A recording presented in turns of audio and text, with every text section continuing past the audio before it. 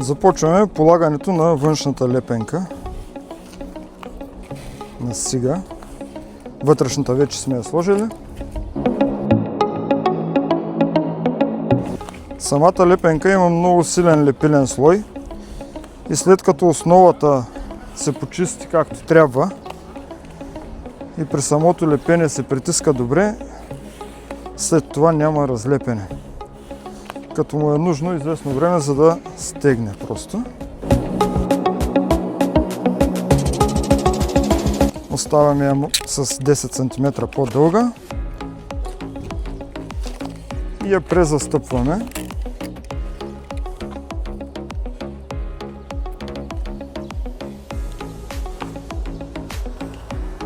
Като горната лепенка трябва да покрие тази на вертикала. Ето така.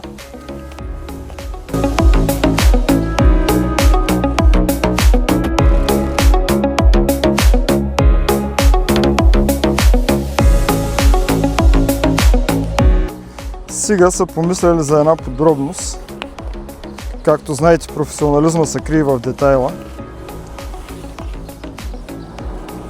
При полагането на лепенката по този начин, след това тя се залепя към стената ето така. Като тук се получава една чупка, лека, която поема линейните разширения и свивания, ако има такива.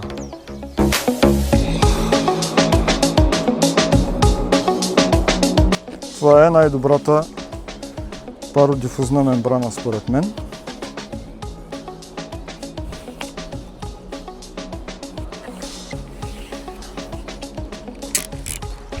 Отново 10 см по-дълги. И тук продължаваме по вертикала. Лепенката я лепим на плъзгаща система ETM50, нашите любими, както знаете. Като този път релсата е тройна, доста широка, 190 мм е ширината на тази релса. И ще монтираме 3 крила, които ще се събират в единия край. Следете ни, за да видите крайния резултат.